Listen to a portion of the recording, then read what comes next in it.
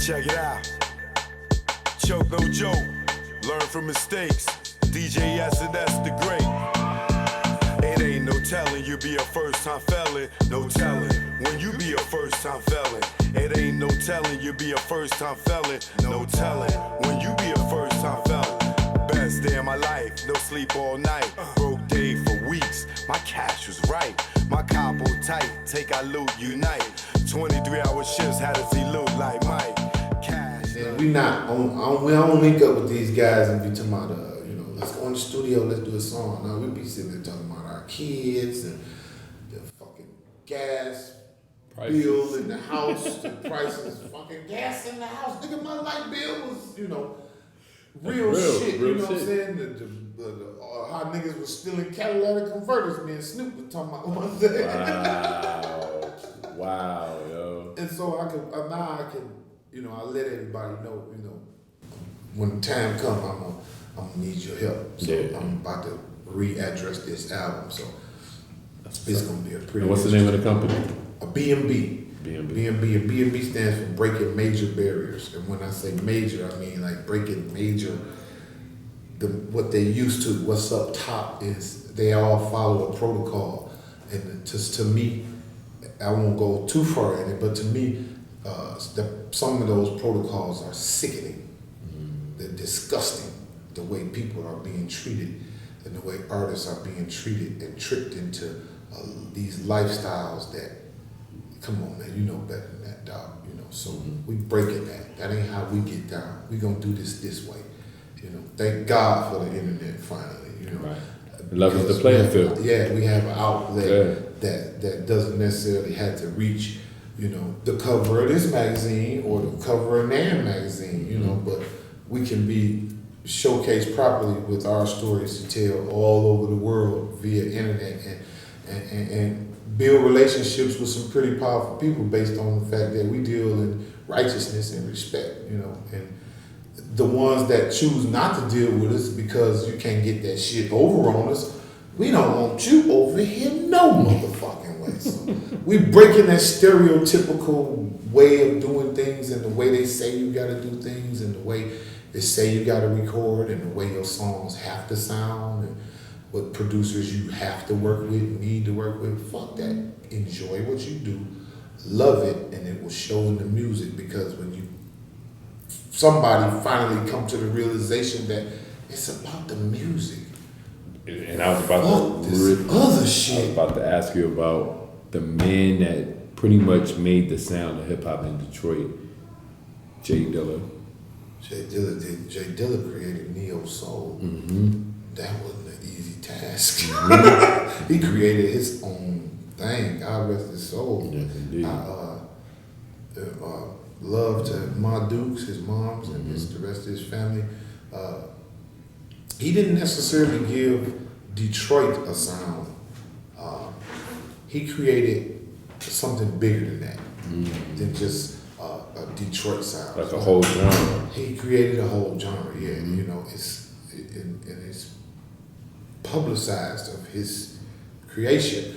It's like George Clinton created funk, So you gotta always salute that, but as far as it being the sound of Detroit, it's not. It should have been. It very well could have been, but Detroit, I'm gonna say, doesn't have a sound because I'm gonna be honest with my own city. A lot of people in Detroit are being followers. But there are a lot of artists that we don't hear of and that we don't know of, that we don't have knowledge of, that are extremely talented with their own style, their own sound. They just have to be found and groomed spiritually to be able to handle the rest of this. Because at B&B, we're not throwing nobody to the dogs. Just how you have to be accepted. Your spirit has to be accepted. And you've seen it from the top. You've seen it from M's whole movement. You've seen some Slum Village whole movement, D12's whole movement, Royce whole movement, and Royce stuck it out, man. Yeah, he stuck it out. He could have easily just been like, fuck this shit. No, and he stuck it. He loved what he does. Yeah. He got hip hop on his neck. Yeah. On his neck, he got hip hop tatted on his throat. Yeah. It shows in his music. You can hear the passion he has for what he does. Like Eminem. You can hear the love for what they do in their music. Mm-hmm. They just straight spitters, man. It just signifies them, you know, and how the way they do their music. Yeah. All right, I got a question for you. Yes, sir. What happened to the game where the guys got so feminine? That is a great question. That is a great question. Okay. Yo, man, I think it's once the industry, the music industry, especially like radio, just before the internet, because it happened just before the internet, in my opinion. When strong black men like Chuck D and the rest of them couldn't be on the radio, when you couldn't see X Clan on MTV anymore, when you couldn't see, you know, Ice Cube in his true element do what he do and be pumped into the ears of the masses the way that it happened. It just got pushed to the wayside. It was too aggressive. They were giving too much knowledge. It's like, oh, you trying to educate. Stop. Yeah. You trying to tell these cats how to move out there. And that's not what they want for. Okay, well that's early 90s. I say the early 90s, but that's also going into the late 90s because that, I feel like that's when the foundation for a lot of those type of artists, even though as they were getting older, they were starting to get pushed to the wayside. And it also became a thing of ageism. For you to be a strong black dude, it doesn't necessarily mean that you have to be an older black dude. But they wanted the older black dude that had the experience to be pushed to the back because they're going to tell you the real that they've gone through. Now you just got a bunch of wild young kids just being able to say whatever they want to say, and it's either ultra violent or super sweet. You know what I'm saying? Like, and that's, hey! Wait. Oh, I'm not done. I told him don't come in yet. Okay. I'll say it, bro. Please. I got a good question too. When you get finished. Yeah. All right, wait, let me finish. So, you as an editor-in-chief, Exactly. you know, if you go through the first, going through the first magazines when you first started out, and you flicking through the pages and you going through the catalog, and now you seeing dudes to the point where dudes are wearing dresses. Yeah, it's a little wild, man. It's a little wild, man. Like, I understand the fact that it's a fashion thing, but at the same time, it's the messaging that you're sending out to some of these younger kids. We need them to be fully engaged in being strong men and being informed men before they can make these kind of like fashion statements that also you're going out into the world. They gotta protect women. You got these dudes that gotta be able to. You can't be protecting women if you over here fighting over the same skirt. Yeah, you're supposed to. You know what I'm saying? True. Like, what are you doing? I got daughters, man. I don't want some fruitcake, you know, leading my daughter around. The dudes that have to be able to make sure that my daughter, my heart is right. Safe. I want them to be solid guys. Yeah. And if they're being, you know, they got to be solid. And if these are the guys that they're looking up to, and you know, the emo aspect of everything that's going on, it's not a bad thing to be able to show your emotions within music and all that, because every artist does. But I just don't like it when it's a little bit more feminine than it needs to be. That brings me to my next question. My question, not outside of the feminine side that a lot of these guys are taking.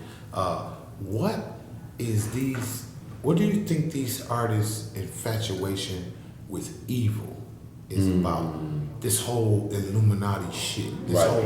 It's just a big fucking uproar of people being suspected of being part of this cult and this devil worshiping thing, and it's like a lot of conspiracy theorists that's got their own ideas of it, and then now the artists are feeding into it. What do you think would make them just feed into something like that if they weren't actually participating in some type of unholy activity. Because they're saying they're not. I feel as though they're using it as a marketing ploy because that's what the people are starting to label them as. I personally don't think that they are, but at the same time, they're looking at it as, yo, this is our new fuck you thing. Yeah. Oh, they think we down with that? All right, fuck you. I'm going to show you all the imagery that's around that and still hide behind the fact that I'm not doing that shit because I'm a spiritual person. That's what I want to believe. Yeah, I believe that. I don't honestly feel like these dudes that come up from where we come from are really into that type of shit. Do you believe that there is a secret society amongst the music industry? I think that these more successful artists are being drawn to? I think there's definitely a board, and they have access to that board, and I think that's the same kind of board that was in the Mafia. I think that was the same kind of board that was in, all those old crews, the black gangster crews, when the heads of the joints would talk and be like, all right, we're going to make such and such the point person. We're going to make such and such the point person. Yeah, if all that money is being controlled, they're not going to be like, oh, who's the new rapper? They're going to be like, you know what? We're going to run with this guy for right now. Whoever else come up, then we'll be good with it. But we're going to kind of run with this guy. And not necessarily saying like we're just going to make him the one, but I do feel as though that there's some things that kind of lean towards a certain person than another. Clearly there's a staff of programmers that, not program directors, but programmers in this business that assist in pushing their product to the next level. I believe in true success as well, but I do believe that there's something else going on. Now, just from being here this weekend, you could tell. Oh, brother, I've seen some shit. And I'm trying to figure out now. These guys are not only not necessarily glorifying, your answer to what they said. Maybe they're just feeding off of it and using it as a tool. But a lot of these guys are being, from what I'm learning now, are being drawn into homosexuality. But they still promote this baby, girl, I love you. What the fuck is that all about? I don't know about that, but if that was to happen, I mean, I'm glad they're keeping it private because it's not nobody else business. Because there is a community that these women talk about, saying that there's a down low community of a lot of famous artists of dudes being like that. Yeah. Is it like the one thing though? I feel it's like it's so much money being made. If that's the case, then you'll never. Check it out. Choke no joke. Learn from mistakes. DJ that's the great. It ain't no telling you be a first time felon. No telling when you be a first time felon. It ain't no telling you be a first time felon. No telling when you be a first time felon. Best day of my life. No sleep all night. Broke day for weeks. My cash was right. My capo tight. Take our loot unite. 23-hour shifts had us elude like Mike. Cash lovely. Yeah, Dougie, how could this day get so ugly? Wifey bout to pop like some bubbly. Yo, doodles now most, don't really bug